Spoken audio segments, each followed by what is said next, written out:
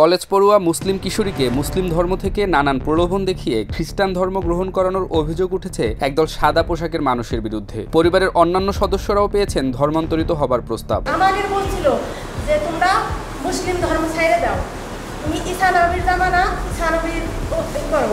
ধর্মান্তরিত হওয়া কিশোরীর মা সংবাদ সম্মেলনে কান্নায় ভেঙে পড়েন। আমার মেয়েদের চিনিয়ে গেছে, আমার মেয়ে তো আমার চিনেই না, মা বাপ কেউ চিনে না। শরীফুল ইসলাম বাবু নামের এক ব্যক্তির সঙ্গে পূর্বের কথোপকথনের বিষয়েও কথা বলেন তিনি।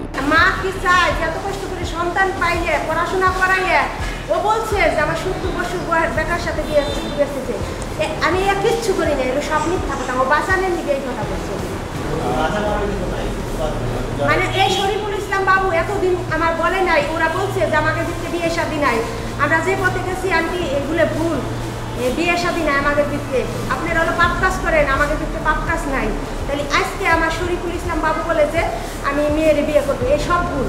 ওরা খুব ফিলি এইভাবে হাত রাখতো, তারপরে এইভাবে হাত উঠে রাখতো, এগুলো আমরা দেখতাম যে আমাদের আবার কি জিনিস শিখেছিল, কলমা কি কলমা জিনিস শিখেছিল, ওইগুলো আমাদের মনে নাই, কিন্তু অনেক কথা কইছে যে আন্টি এইভাবে চলে আসেন, কোনো মেয়ে বিয়ে দিবেন না, মেয়েরা তাড়াতাড়ি আউলিয়া হয়, মেয়েদের বিয়ে দিবেন না, মেয়েদের পাপ কাজ করায় না, আমরা আপনারা বিয়ে শাদী দিয়ে ঢোলডাকর বাজাইয়া একটা ছেলের সাথে ঘরে ঢুকে দেন পাপ কাজ করার জন্য, আর আমাদের ভিতরে বিয়ে শাদী নেই।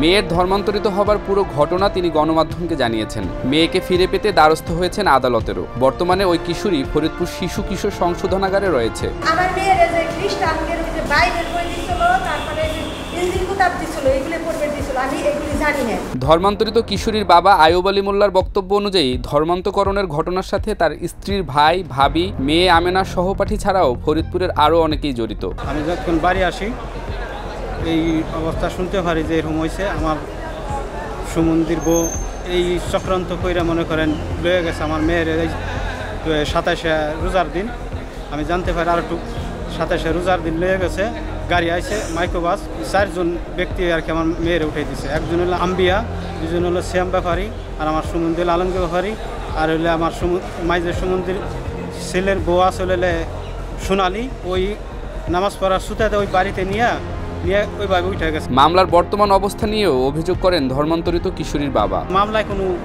পাইতেছি না, কোনো সহযোগিতা কিচ্ছু পাই না, কারণ ওরা অলরেডি ওরা খ্রিস্টান হয়ে গেছে, আমার কোনো মামলা টাকা পয়সা অভাব নাই, বুঝছেন। এক এক করে ওরা জামিন হয়ে গেছে হাইকোর্টেতে না কীভাবে, এভাবে জামিন হয়ে ওরা আমাকে দেখায়, ভয় বৃত্তি দেখায়। তারপরে যে সবার কাছে বলি ওরা কীভাবে, তারপরে আমিও তথ্য জানলাম ওরা এই খ্রিস্টান ধর্মান্তরিত হয়ে গেছে, অলরেডি খ্রিস্টান হয়ে গেছে। মুসলিম কিশোরীকে ধর্মান্তরিত করার প্রতিবাদে ফরিদপুরে বিক্ষোভ সমাবেশ অনুষ্ঠিত হয়। মিছিল শেষে জেলা প্রশাসকের সঙ্গে সংক্ষিপ্ত আলোচনা করে ফরিদপুর ও রাজবাড়ীর আলেম সমাজ। সুফিবাদের নামে গান বাজনা এবং ছেলে এবং মেয়েদেরকে একসাথে বসিয়ে তারা এরকম ধর্মান্তরিত করার ষড়যন্ত্র করছে। এমনকি একটি মেয়েকেও আমরা কোর্টে উঠানো হয়েছে, সেই মেয়ের ব্যাপারে কেস থানায় নেওয়া হয় নাই, পরে কোর্টে কেস করা হয়েছে।